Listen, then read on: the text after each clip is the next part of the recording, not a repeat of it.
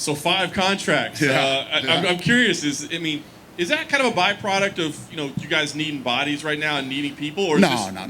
If you look at the performances tonight, they're not what I normally go for. I usually go for the people that are decisive, finish the fight, and make me not say no. But when you look at a guy like Impa, he's 7-0 now. He wants to fight again on August 22nd on the Edgar Munoz fight card. So you know what? Let's see what they got. Same thing with Corey. She's young. She's 20 years old, but she's 6-1 now, and obviously looked super talented. The books had her as an underdog. The matchmakers had her as an underdog, and she came out and she won the fight impressively against, a girl she was almost a 2-1 dog against. So that tells you something. With Kasangani, if he wasn't ready to fight me, is that what did it for you? Is the fact that he was ready to go August 22nd? The guy's 26 years old and he's 7-0. He's like going right into his prime right now. To say, hey, go back out in the small shows. And a problem with this kid is apparently in the small shows nobody wants to fight him. So he's lost like 2 or 3 fights in a row. How much longer can you do that shit when you're 26 going on 27 years old? He'll get fights here. You want to fight, you're going to get fights, and we'll find out where you're at. The kid's undefeated. He looked good. Going to be 27 here soon. We'll find out what he's got. Do you happen to know who he's going to fight on that card? Yeah, he's going to fight. Hold on, give me a second. Pitolo, Mackie Pitolo. Yeah, from the Contender too. Curious, Stoltzfus. Obviously, that was a weird ending. Everybody, grew up like you said. But you highlighted him to say, I expect big things out of him. I do. What is it that you saw, even though it was kind of a weird fight, or at least a weird ending? He's 13-1. The kid he fought was a big, strong, powerful kid. Loved the leg kicks. Fucking busting his legs up. When it went to the ground, his ground game is sick. And he literally picked this guy, bigger, stronger than him, up over his head and broke his arm in half. I mean, this kid he just looked really seasoned to me. He looked good. He looked comfortable in there no matter where the fight went. Looked good on his back. Looked good when he was standing. I think this kid can do something. Nice. So is the big lesson here to make sure you fight the week after Dana takes a vacation? Yeah, probably. I don't know what the secret is tonight, but yeah, I don't know. Just what I saw here tonight, I just felt like the ones that were questionable, I'm going to let them answer all the questions themselves, And for Impa to want to turn around and fight again, it's a smart move, really good move.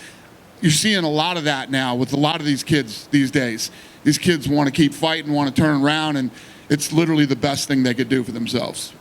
A couple other quick ones outside of tonight. You went to go visit Mike Tyson over the weekend, right? No. So what happened was that got posted. I'm either going this week or next week. I got to figure that out tomorrow. I'm curious because it got announced today that that's now going to happen in November. I thought maybe you went and visit. Are you trying to get involved in that at all? No, I'm not getting involved. No. But he asked me to come out and watch him. Fair enough. The other thing I wanted to ask, last week you did an interview with Complex. You said that Izzy and Costa will probably take place on Fight Island. There's been talks of maybe that pay-per-view 253 moving a week later to September 26th and being Abu Dhabi. Do you have any information on that? Because I think we all thought the events in September were all going to be in Vegas, and you told them that fight will probably be in Abu Dhabi. Yeah, no, that's. I told you guys we were going back to Abu Dhabi. Yeah, I think this next run in Abu Dhabi will be 5 or 6 weeks. Do we know when it starts? With that fight, I'm assuming. I do, but when the time comes, I'll announce it. Fair enough. Thank you. All right. Hey, Dana. In the main event, it was a good fight, and it sort of ended in a weird way with the arm breakage. Could you ever see a time where you do an immediate rematch on the Contender Series with 2 Contender Series guys? I don't know if that guy's going to be immediately doing anything anytime soon. But in a scenario where it sort of ends in a weird way, could you imagine just booking them again on the same season of the Contender Series? Well, I think that, yeah, but I don't think that's fair to the kid that won. I think dominant finish and, look good and has the record and, he's a guy that you look at and you look at the way he fought and you're like, yeah, he's in. With a guy like Impa, and you said it's important for these guys to stay as active as possible. with the way the world is at the moment, right, local shows aren't even running. So is it even more important that when they get here, they can tell you guys, call me anytime? Yeah, that's a great point, actually. Yes, for a guy like Impa, and wants to turn around. Plus, like I said, in the smaller circuits, people don't want to fight this kid. So, when you see a guy that's as athletic as him and as talented as him, and with, like you said, what's going on in the world right now, give the kid a shot. If I have any questions or reservations, they'll be answered on the 22nd. Tonight, some of the backstories were incredible and incredibly sad. I just wonder, when you see those playing inside there, how do you stop yourself from thinking, I'm going to have to give this guy a shot anyway? No, so that's why, when all these things are built and everything's done, I don't watch any of this stuff because I don't want to know any of these people until tonight. And, I don't want to have I don't want any of that stuff on me. I want to watch them fight right there that night without knowing. When I sit down at the table, this is in front of me, and I look, I'm like, oh yeah, Impa's back. He's 6 foot tall. His record's 6-0. He's 5'11". He's 26 years old. He's got 2 submissions, no knockouts. His opponent's records are 10-4. This is all the shit that's all I look at, and then they either get me or don't get me during the fight. And I try hard. I put my headphones on a few times, but I try not to listen to any of that stuff. Because that does fuck with you, and that will definitely, oh my God, this guy has the worst story ever. How do I not sign this guy or this girl? And that's happened to me in a couple of seasons. I got sucked into putting the headphones on and listening to the stories, and I can't do that. Just 2 more, just sort of following up on what John said. Do you have any idea why the Tyson-Roy Jones thing's been postponed? I do, but that's none of my business. It's none of my business. And isn't going to become your business. No, it's none of my business. All right, and another thing, did you end up speaking to The Rock? No, I haven't talked to The Rock yet. Okay, cool. Thank you. Dana, Jim Greashopper, Cage Side Seat. I have to ask you about Impa. I mean, here's a guy who came back this season after last season, picking up the win, didn't do enough, comes back today, says he'll fight in 11 days, but just to be on a card, for him to be on a card with a guy like Frankie Edgar, I mean, just these dreams that are coming true, and a guy comes out of nowhere, and now he's fighting on the same card as Frankie Edgar. What does that feel like for you to just be able to facilitate things like that for these kids as they're coming up? And does it ever get old to see those looks on their faces and the reactions that you get? Nah, I love doing this show. I've told you guys a million times. I could do this every night of the week. But that's what this show was built and designed for. Everybody has a story. Everybody has a dream. Everybody wants to be a world champion. And everybody wants to fight in the UFC. Very few people actually get to do it. So whenever we do, whether it's the Contender or looking for a fight, and we meet these kids that are working their way up in the smaller shows to get here, I guess I'd say it's very rewarding. It's fun to do. The shittiest part of the show is telling people no, saying congratulations, you didn't get it. That's the worst part of the show. But tonight was a good night. Yeah, it was for 5 fighters. You can't take everyone, but I wonder too, you talk about giving people the platform, and the UFC is what it is, it's huge, but people running with it, and you can't help but think about Sean O'Malley coming to town this week. And for these fighters who are here today to see, he sold 20 grand in merchandise the other day. It hasn't taken him long at all to make a huge name for himself. Yeah. Listen, man, people like Sean O'Malley from the first day. He has 5.5 million views on his Contender fight. 5.5 million people have seen that fight. The only one bigger is Chase Hooper, who has 6.5 million views. This show is huge. Before you ever set foot into the octagon for a UFC fight, millions of people have watched you. It's the fast track. It's the way to it's the way to get noticed quicker.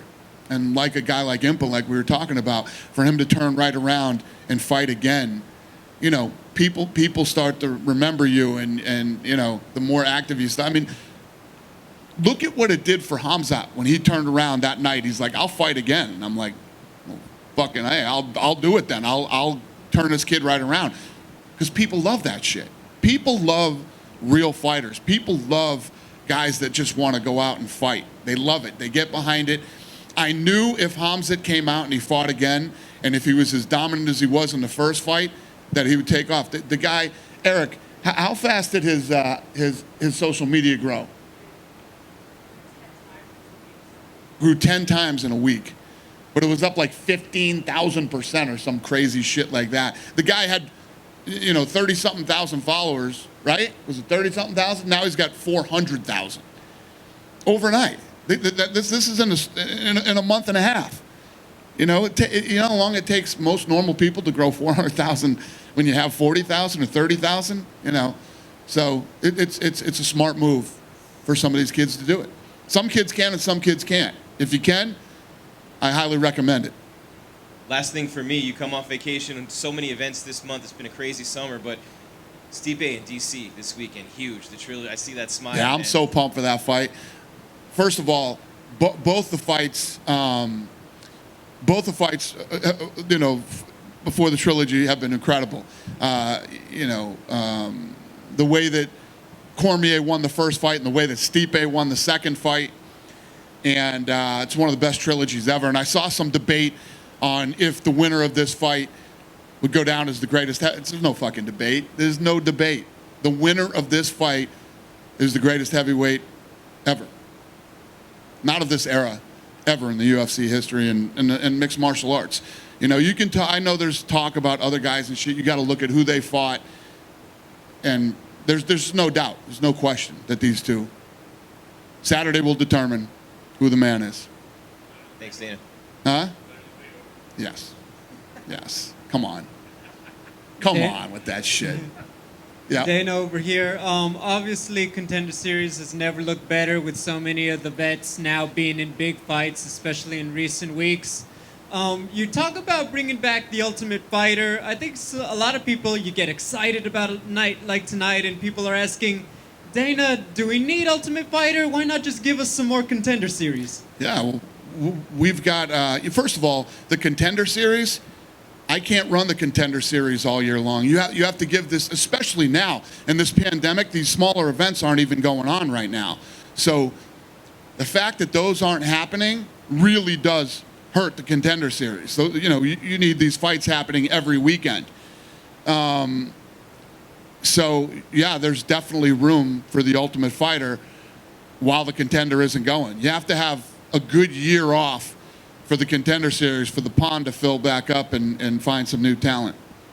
Out of curiosity, when you think about Ultimate Fighter, all these guys locked in a house, they can't go outside. Do you think that's going to feel very different from regular life lately? Yeah, no, it used to be fucking hard. Now it's probably not. People want to get out of their locked up house to come get locked up over here probably. Yeah, no. Yeah, it's not as weird as it used to be.